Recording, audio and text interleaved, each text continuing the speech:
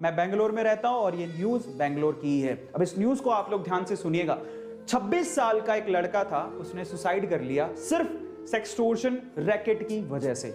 Online उसके साथ एक फ्रॉड हुआ, हम लोग उसको फ्रॉड ही कह सकते हैं। उससे सेक्सटोर्शन, सेक्स की यानी इंटीमेसी की वजह से कुछ वीडियोस कैप्चर हो गई और उसके बाद उससे फिरौती मांगी गई और फाइनली ये बात इतनी ज्यादा बढ़ गई कि उस लड़के ने सुसाइड कर लिया। और वो लड़का जिसका नाम अविनाश था, वो आईएएस की तैयारी कर रहा था। अचानक से क्या होता है, उसे फेसबुक पे एक रिक्वेस्ट आती है नेहा नाम की लड़की की। ठीक है, आप नाम पे मत जाइएगा, बट धीरे धीरे रिक्वेस्ट आती है, बातें होने लगती हैं। उसे नहीं पता था कि जो लड़की की रिक्वेस्ट आ रही है उसके पीछे एक रैकेट काम कर रहा है।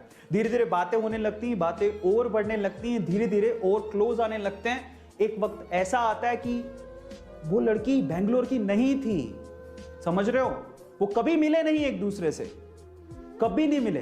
वो बेंगलोर की थी ही नहीं, कभी मिले नहीं, सिर्फ मोबाइल पे ही बातें हो रही हैं। धीरे धीरे पर्सनल नंबर शेयर हो गए, फिर धीरे धीरे उन्होंने वीडियो कॉल शुरू किए, वहां से इंटीमेट चीजें शुरू हो गई। और एक वक्त ऐसा आया जब उस लड़की ने इंटीमेट वीडियोस शेयर किए, उस लड़के को बोला कि तुम भी इंटीमेट वीडियो शेयर करो, तो गलती वही हो गई। उस लड़के ने बिलीव कर लिया और उस लड़के ने इंटीमेट वीडियोस, लाइव वीडियोस जो भी था, ऐसे वीडियो कॉल्स किए जिसकी वजह से वो फंस गया।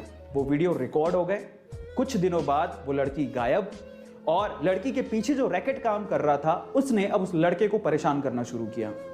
उसने वो वीडियो फॉरवर्ड किया और कहा कि आपने अगर इतने पैसे हमें नहीं दिए तो हमें वीडियोस आपकी फैमिली को भेज देंगे या सोशल मीडिया पे डाल देंगे। डर के मारे, क्योंकि हम इसके बारे में बात नहीं करना चाहते।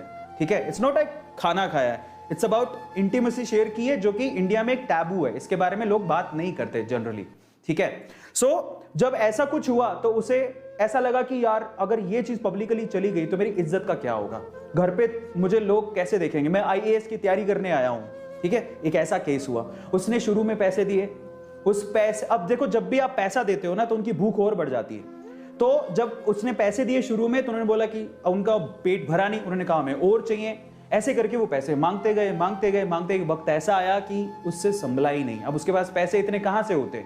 फाइनली उस लड़के ने ये सोचा कि शायद मैं अपनी जिंदगी खत्म कर लूं, तभी ये जो झंझट है वो खत्म होगा। और वो लड़का दुनिया को छोड़ के चला गया। शायद अगर ये सब नहीं होता तो आज वो आईएएस की प्रिपरेशन करके कहीं अच्छा आईएएस बन चुका होता और हमें एक अच्छा आईएएस देखने को मिलता। पर उस लड़के ने सुसाइड कर लिया। बात यहीं तक खत्म नहीं हुई, बात यहां से शुरू हुई।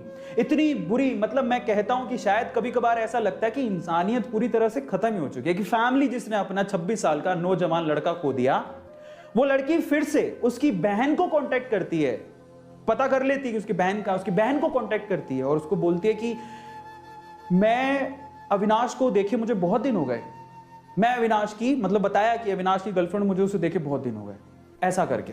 और जब वो ऐसा बात बोलती है तो वो उसकी सिस्टर कहते हैं कि अब ही इज नो मोर, वो अब जिंदा नहीं है।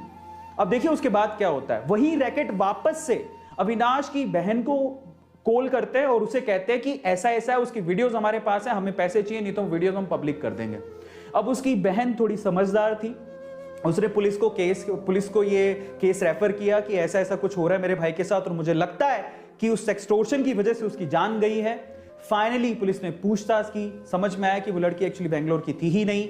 वो एक रैकेट चलता था कहीं राजस्थान में दूर और वहां पे कुछ लोग थे जो उसको बराबर से ब्लैकमेल कर रहे थे और उससे परेशान होकर उसने अपनी जान दे दी। ये पूरा केस था। अब आप ये सोचिए, और ये केस